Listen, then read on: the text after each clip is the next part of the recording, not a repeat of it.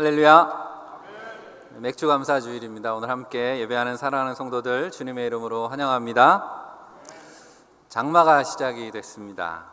무더운 날씨, 우리의 삶을 지켜주시고 인도하시는 하나님의 은혜가 우리 사랑하는 성도들 가정마다 또 함께 하시기를 주님의 이름으로 간절히 축원합니다. 오늘 맥주 감사 주일을 맞아서 신명기 8장 말씀으로 은혜로 기억되는 삶이라는 제목으로 말씀을 전합니다.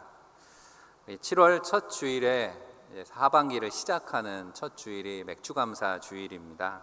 그래서 지난 6개월을 믿음으로 돌아보는, 영적인 의미에서는 운동할 때 하프타임이라고 하죠. 전반기, 후반기를 나누는 그런 시간입니다. 우리가 어떤 지난 시간을 돌아볼 때 사람들은 크게 두 가지로 반응하는 것 같습니다. 어떤 분들은 지나간 시간 속에서 후회되는 일, 또 아쉬웠던 점들만 기가 막히게 기억을 합니다. 반면에 똑같은 시간을 살았는데도 불구하고 어떤 분들은 그 안에서 감사할 것들만을 찾아내는 분들이 있습니다. 여러분은 어떠십니까? 오늘 이제 절기를 맞아서 또 절기 예물을 준비하신 분들도 있을 텐데, 여러분 어떤 감사의 제목을 담으셨습니까? 올해 드려진 감사에 이제 여러분들 감사원금을 내시면 거기 제목을 쓰시는 분들이 있죠.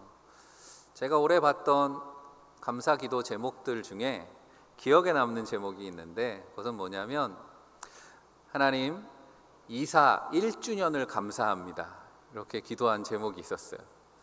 여러분 이사 1주년 감사해 보셨어요? 보통 이사하시고 나면 입주 예배를 드린다든지 하고 나서 새로운 장막 주시니 감사합니다 하고서 감사의 물들을 드리시죠. 그런데 이사한 지 1주년이 됐다고 감사의 물을 드리는 가정이 있더라고요. 특이해서 기억이 납니다.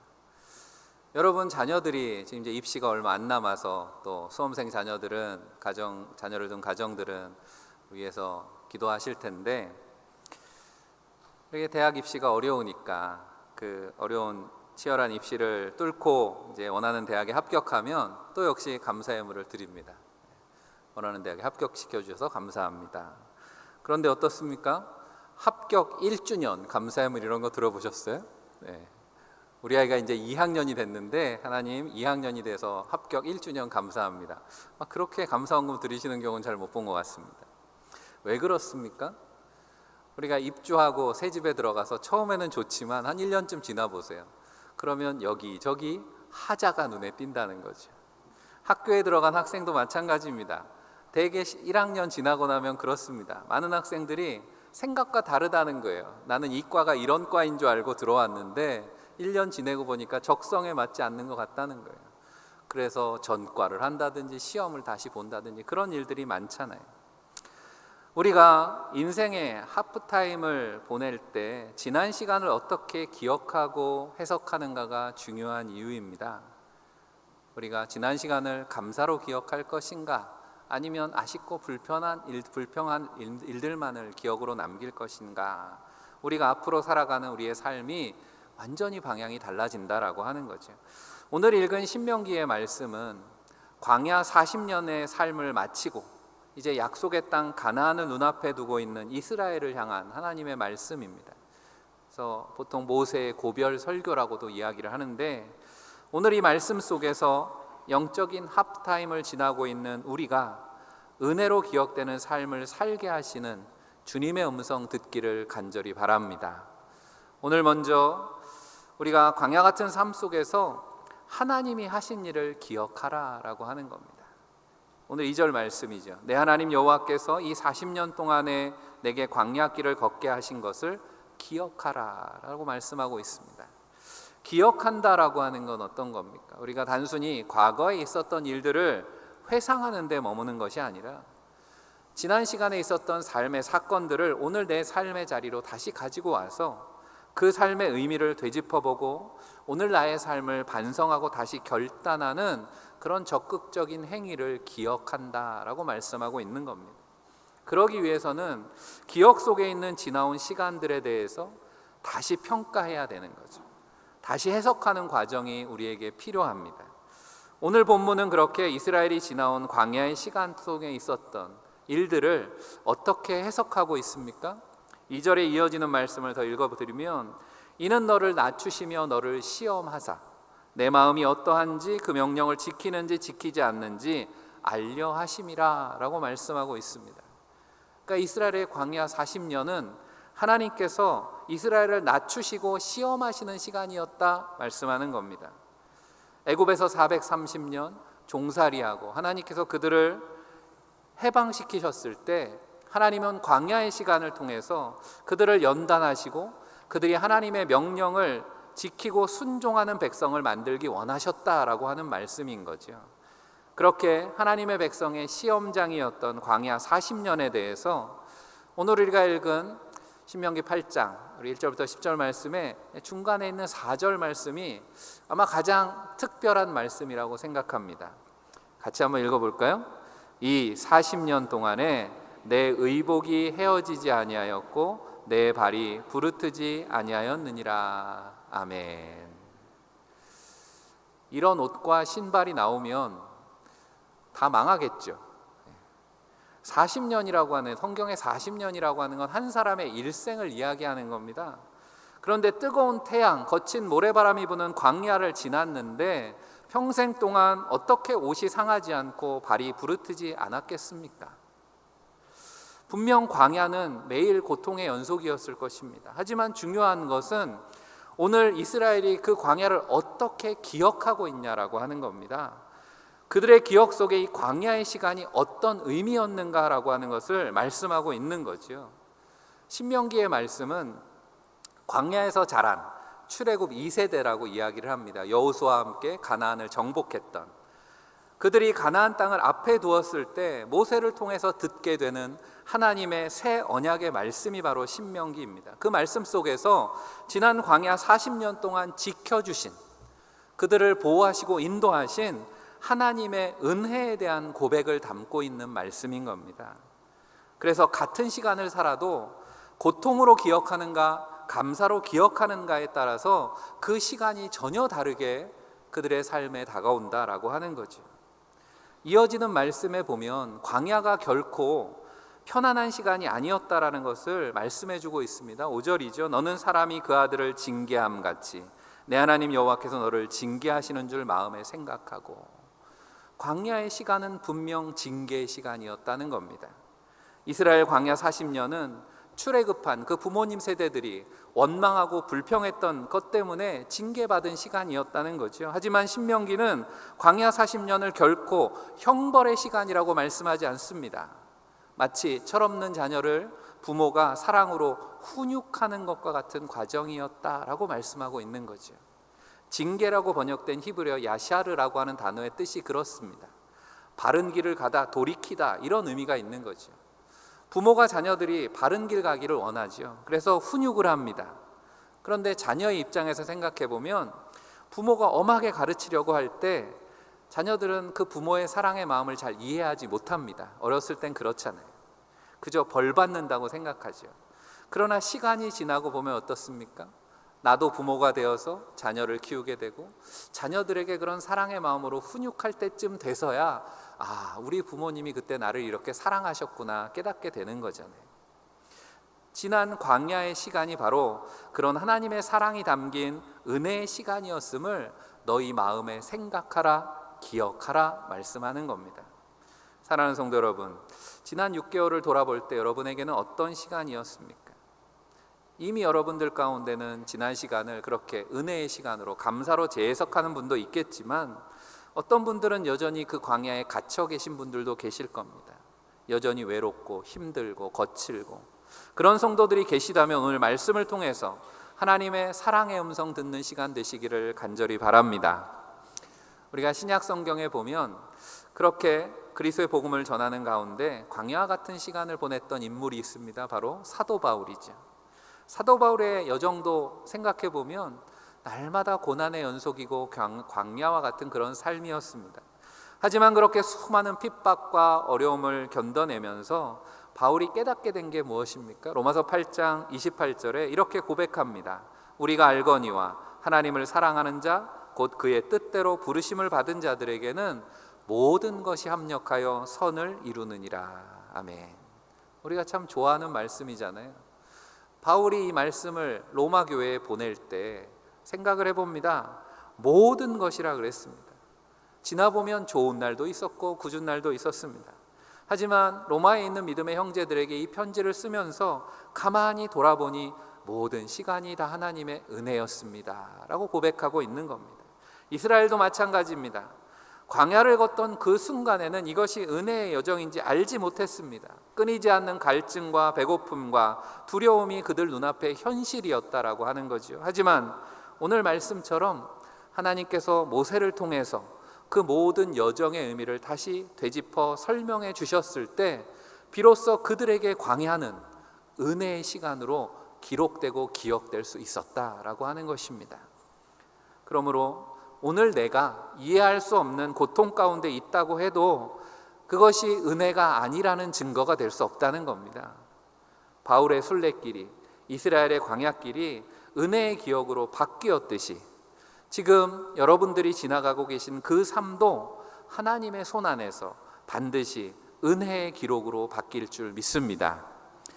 지금은 그 의미를 다 알지 못할 수도 있습니다. 하지만 하나님을 신뢰하며 우리의 삶을 은혜의 기억으로 바꿔주실 하나님 의지하며 오늘 하루를 버텨내는 것, 그것이 바로 신앙이라고 하는 거죠. 그래서 그때 내 옷은 헤어지지 않았고 내 발은 부르트지 않았구나. 하나님께서 그때 나를 이렇게 안고 품고 가셨구나. 오늘 이스라엘의 이 믿음의 고백이 저와 여러분의 고백이 되시기를 주님의 이름으로 간절히 축복합니다. 우리뿐 아니죠. 우리 사랑하는 자녀들의 삶도 그렇게 되기를 간절히 바랍니다. 오늘 이번 주 토요일부터 우리 유치부를 시작으로 해서 우리 교회학교 청년들이 여름 사역을 이어서 하게 됩니다. 편안한 일상을 떠나서 조금은 불편한 자리겠죠. 하지만 말씀 앞에서 자신을 낮추고 하나님과 인격적으로 만나는 훈련의 시간입니다. 우리 사랑하는 자녀들이 믿음의 훈련을 통해서 저들의 신앙이 성장할 수 있도록 관심과 기도를 부탁을 드립니다. 물론 당연히 기도는 하시겠지만 그 자리에 함께 해주시고 또 준비하는 교사들 격려해 주시기를 바랍니다. 교사들이 신이 나야지 교회학교가 부흥하는 거예요. 그래서 우리뿐 아니라 우리 사랑하는 다음 세대들에게도 저들의 삶이 하나님 인도하시는 은혜의 기억으로 간직되시기를 주의 이름으로 간절히 축원합니다. 두 번째로 은혜로 기억되는 삶은 과거에 머물지 않습니다. 하나님이 예비하신 약속의 땅을 바라보는 삶이다 라고 하는 겁니다. 오늘 7절 말씀에 내 하나님 여호와께서 너를 아름다운 땅에 이르게 하시나니 말씀합니다. 하나님은 과거 광야에서 하나님이 하신 일을 기억하라 말씀하시고 나서 이스라엘 앞에 예비되어 있는 더 큰 은혜, 가나안 땅의 은혜를 바라보라 말씀하십니다. 그러니까 그리스도인의 삶은 과거에 안주하는 삶이 아니고 미래를 바라보는 삶이라고 하는 거죠. 바울도 이렇게 고백했습니다. 빌립보서 3장 12절에 내가 이미 얻었다 함도 아니요 온전히 이루었다 함도 아니라 오직 내가 그리스도 예수께 잡힌 바 된 그것을 잡으려고 달려가노라 고백합니다. 우리 감리교 운동을 시작하셨던 존 웨슬리 목사님도 그리스도인의 신앙에 대해서 그저 죄를 용서받고 구원받은 은혜의 감격에만 머무르는 것을 경계했습니다. 그래서 구원의 은총을 받았다면 성화의 과정을 통해서 그리스도인의 완전을 향해서 나아가라고 그렇게 권면합니다. 그리스도인의 부르심에 대해서, 부르심을 향해서 달려가는 삶에 대해서 바울이 이어지는 말씀에 이렇게 고백하죠.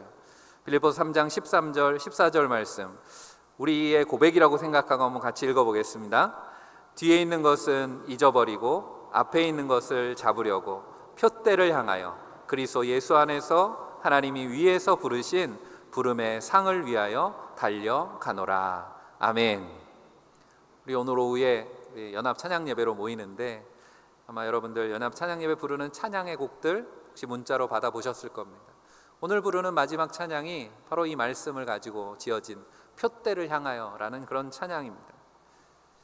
우리가 눈으로 바라본다라고 생각하지만 사실은 우리는 눈으로 보지 않습니다. 머리로 기억하는 것입니다. 설명하면 그렇습니다. 여러분, 움직이는 영상을 본다는 거, 지금은 이제 영상의 원리를 다 알잖아요.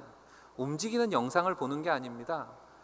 사진, 연속된 사진을 우리가 적당한 시간으로 기억하고 잊어버리면서 우리는 움직이는 것처럼 보게 된다라고 하는 거죠. 그러니까 앞의 장면을 잊어버리지 않고 다 기억해버리면 어떻게 됩니까? 눈앞이 까매지는 거죠. 모든 사진이 다 겹쳐지게 되니까. 그래서 우리의 시선이 과거에만 머물러 있으면 안 된다는 겁니다. 시선이 과거에 고정되어 있으면 미래를 볼 수 없기 때문에 험한 광야의 은혜의 기억을 간직하는 것은 중요합니다. 하지만 하나님의 백성은 과거의 은혜에만 머물러 있는 의지하는 사람들이 아닙니다. 하나님이 허락하신 약속의 땅, 예비되어 있는 새로운 은혜를 믿음으로 바라보고 달려가는 사람들인 줄 믿습니다. 그렇게 신명기 말씀은 광야의 여정을 마친 사람들에게 주신 말씀이기도 하지만 이제 새롭게 들어갈 약속의 땅 가나안에 들어갈 준비를 하는 이들에게 주시는 말씀이기도 하기 때문입니다. 우리가 젖과 꿀이 흐르는 땅이라 그래서 그저 들어가서 가만히 앉아 있으면 밥상 위에 젖과 꿀이 차려지는 땅이라는 뜻이 아니죠. 오늘 9절 말씀에 보면 내가 먹을 것에 모자람이 없고 내게 아무 부족함이 없는 땅이며 그 땅에 돌은 철이요 산에서는 동을 캘 것이라 말씀합니다. 말씀의 의미만 생각해 보면 선한 목자 되신 하나님을 따라서 살아가는 삶, 모자람도 없고 부족함도 없습니다. 부족함이 없을 줄 믿습니다. 아멘 하셔야죠. 여러분의 삶이 그런 삶이 되시기를 간절히 축복합니다. 가나안 땅에 대한 또 이어지는 설명이 뭡니까? 길에 굴러다니는 게 철이라는 거예요.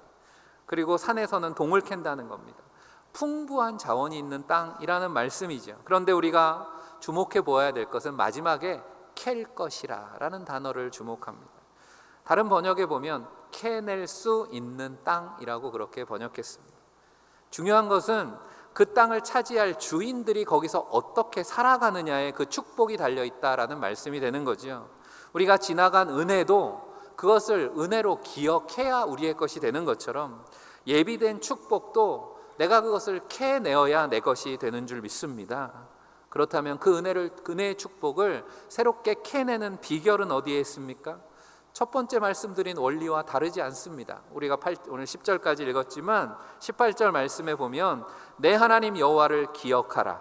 그가 내게 재물 얻을 능력을 주셨음이라 말씀합니다. 하나님이 어떤 분이신가? 우리에게 능력 주시는 분이심을 기억하라 라는 말씀입니다. 오늘 이어지는 말씀에 보면 모세가 경고합니다. 뭐라고 경고하냐면 그 젖과 꿀이 흐르는 땅에 들어가서 배부르고 풍족해진 후에 마음이 교만해지지 않도록 너를 인도하여 내신 하나님을 잊어버리지 않도록 조심하라 말씀합니다. 무슨 말입니까? 광야에서 하나님을 의지하는 법을 배웠다면 가나안 땅에 들어가서도 하나님을 의지하는 삶을 살라라고 하는 겁니다. 여전히 그 땅을 은혜의 땅으로 일구어가는 비결은 하나님의 능력에 있기 때문이다라고 하는 거죠. 사랑하는 성도 여러분, 지금 여러분이 서 있는 자리를 한번 돌아보시기를 바랍니다.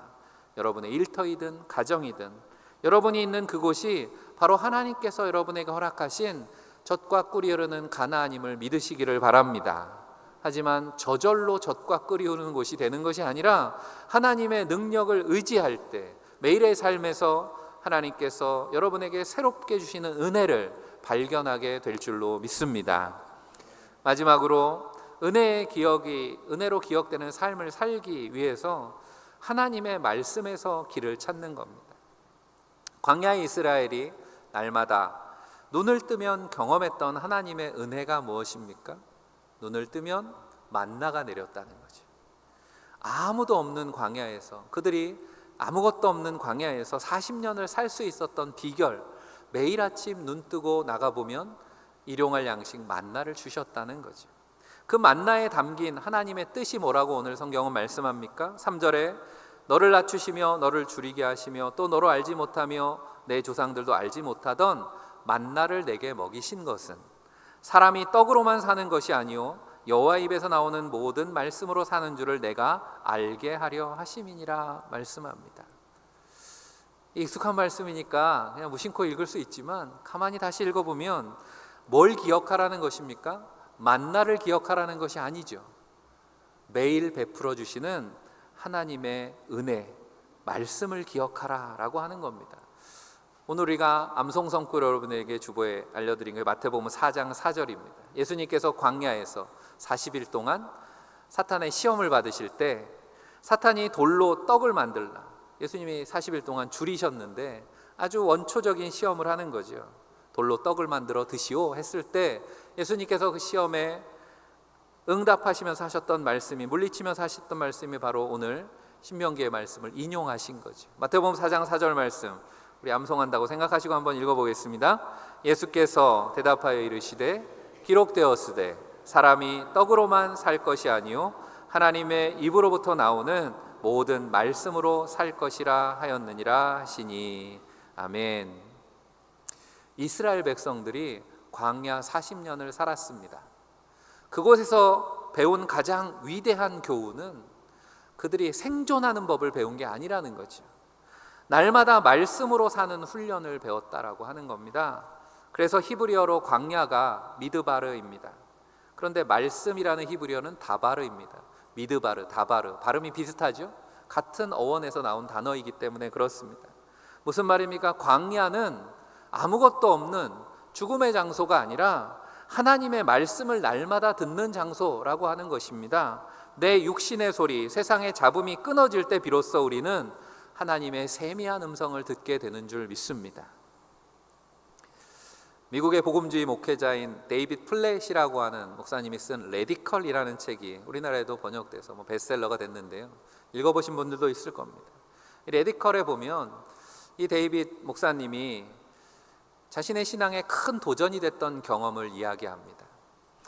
신앙의 박해를 피해서 지하에 숨어서 예배하고 있는 아시아 지역에 선교를 하면서 그 지하교회에 가서 예배드리면서 경험했던 걸 이야기합니다.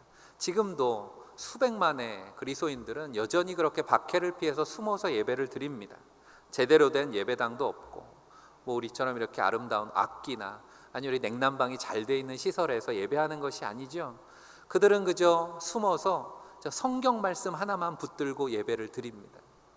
그래서 강의를 하러 잠깐 갔는데 이 데이빗 목사님을 붙잡고 말씀을 더 가르쳐 달라고, 그래서 그게 하루 동안 말씀을 전하고 내일도 와서 또 가르쳐 주십시오, 내일도 가서 또 복음을 전하고, 그게 며칠을 그들과 말씀으로 함께 교제 나누었던 것, 그런 고백을 하면서 그들의 모습 속에서 거룩한 말씀 하나면 충분하구나라는 걸 깨달았다라고 하는 겁니다. 그러면서 우리에게 하나님 말씀 하나면 충분합니까? 라고 우리에게 묻습니다. 편안히 예배하면서 여전히 우리는 무엇인가 부족하다고 불평하고 있지는 않냐라고 하는 겁니다. 구약시대 아모스 선지자가 8장 11절에 보면 주 여호와의 말씀이니라 보라 날이 이를지라 내가 기근을 땅에 보내리니 양식이 없어 주림이 아니며 물이 없어 가람이 아니요 여호와의 말씀을 듣지 못한 기갈이라 라고 고발했습니다. 우리 안에 생명의 말씀에 대한 사모함이 없는 것이 우리의 영적인 문제는 아닌가라고 하는 거죠. 이스라엘 백성들이 광야에서 만나를 먹을 때 만나는 매일 하루치만 거두게 돼 있습니다. 아침에 나가서 오늘 하루 먹을 것만 걷어오는 거죠. 이틀치를 걷어봐야 소용이 없습니다. 왜요? 다 썩어서 못 먹게 되기 때문에. 이 말씀이 뜻하는 바는 분명하죠. 생명의 양식인 하나님의 말씀, 그 은혜에는 유통기한이 있다는 겁니다. 어제 받았던 은혜로 오늘을 살 수 없다는 겁니다. 지난주 은혜 받았던 감격으로 이번 주를 버텨내려고 하면 안 된다는 겁니다. 하나님이 우리를 위해서 날마다 예비하실 새로운 은혜를 기대하시기를 바랍니다. 매일 새로운 은혜를 사모하며 말씀 앞에 새롭게 서셔야 된다라고 하는 겁니다. 여러분들에게 주보에 다 나눠드렸죠? 여러분 성경 암송 구절 다 받으셨어요? 네, 한번 들어보시죠. 얼마나 외우셨습니까? 네, 다 못 외우셨을 테니까 나눠드리는 거죠. 성경 말씀은 변하지 않습니다. 하지만 여러분들이 이 말씀을 매일 암송할 때 여러분 안에 임하는 은혜는 새롭게 되는 줄 믿습니다. 오늘 우리가 읽은 말씀은 10절이 이렇게 마무리되고 있습니다. 내가 먹어서 배부르고 내 하나님 여호와께서 옥토를 내게 주셨으므로 말미암아 그를 찬송하리라. 이 말씀이 지난 시간을 은혜로 기억하고 또 말씀 속에서 길을 찾아서 날마다 새로운 은혜의 약속을 바라보며 나가는 저와 여러분의 삶의 고백이 되시기를 간절히 축복합니다. 하나님이 하신 일을 은혜로 기억하는 사람의 삶은 이 말씀처럼 반드시 찬송과 감사로 이어지게 되어 있습니다. 왜냐하면 은혜의 기억이 없는 감사는 공허하고 감사의 찬송으로 이어지지 않는 기억은 불완전하기 때문에 그렇습니다. 여러분이 은혜를 받았다면 그 은혜의 기억을 가지고 감사의 자리로 나오게 된다는 거죠. 오늘 맥주 감사주일은 그런 날입니다. 지난 반년의 삶, 은혜의 기억을 모아서 우리의 마음을 다해서 하나님을 찬송하며 감사로 응답하는 날 되시기를 바랍니다. 오늘 말씀을 정리하면서 제가 엊그제 꾼 꿈 이야기를 좀 해드리려고 합니다. 여러분도 꿈 꾸시죠? 생각이 많으면 그 생각한 것들이 꿈이 되기도 합니다. 저는 어떤 꿈을 많이 꿀까요? 사실 꿈을 잘 기억을 못하는데 꿈 이야기를 해드리는 이유는 기억을 하기 때문에 해드리는 거죠. 설교하다 보면 설교하는 꿈도 많이 꿉니다. 설교 준비하는 꿈도 꿉니다. 어떤 꿈은 너무 설교 준비가 잘 됐어요. 아주 아름다운 설교를 완성했습니다. 그런데 깨보니 꿈이에요. 설교문이 1도 기억이 안 납니다. 그럴 땐 참 아쉽죠. 오늘 설교를 준비하면서 꿈을 한 편 꿨습니다. 말씀드린 것처럼 자세히 기억은 안 나요. 꿈이라서. 그런데 그 분위기가 기억이 납니다. 많은 사람들이 어디론가 향해 가고 있습니다. 그런데 어느 집 앞에 이르렀을 때 어떤 사람들은 그 집에 들어가고 어떤 사람들은 쫓겨나더라고요. 받아들여지는 사람이 있고 쫓겨나서 다시 그 길로 되돌아가는 사람들이 있습니다. 되돌아가는 사람 중에 기억에 남는 인물이 하나 있습니다. 얼마 전에 구속된 이단의 교주도 쫓겨나더라고요. 제 꿈 이야기입니다. 그런데 그렇게 많은 사람들이 영접받지 못하고 돌아가는 모습을 보면서 지금까지 살면서 그 인생의 의미를 깨닫지 못한 채, 은혜에 감사하지 못한 채 다시 되돌아가는 그 뒷모습이 너무 안타깝고 슬픈 겁니다.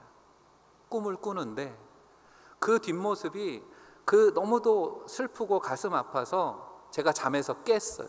그 꿈에서. 너무 슬퍼서 깨서 그 이야기를 말씀드리는 겁니다. 오늘 우리 사랑하는 성도들은 그렇게 그냥 왔다 되돌아가지 않으셨으면 좋겠습니다. 여러분의 지난 6개월 아니면 여러분의 지난 삶이 어땠는지 궁금합니다. 그저 발이 부르트고 옷이 헤어지는 그런 고단함만 있지는 않으셨습니까? 지금 여전히 지친 거친 광야 한복판을 지나는 것 같습니까? 그렇다면 오늘 이 맥주 감사절을 계기로 오늘 말씀을 통해서 여러분의 모든 상처의 기억을 하나님께서 은혜의 기록으로 바꾸어 주시는 그런 놀라운 은혜의 역사가 있기를 간절히 축복합니다.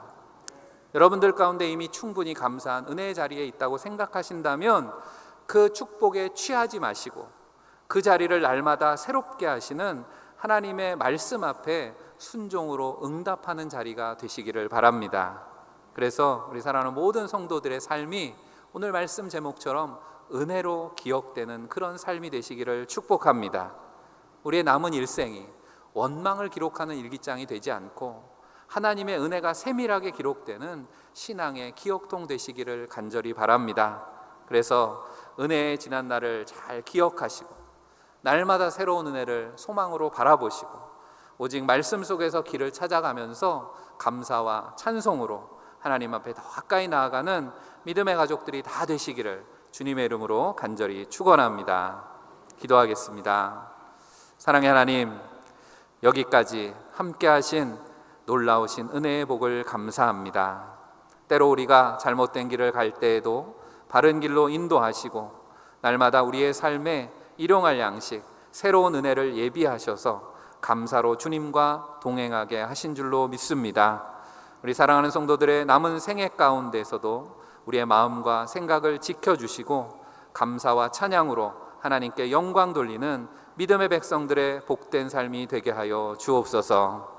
특별히 여름 사역을 준비한 우리 교회학교와 청년들 축복하여 주셔서 믿음의 훈련을 통해 저들의 삶도 하나님의 은혜의 기억으로만 가득 채워 주옵소서.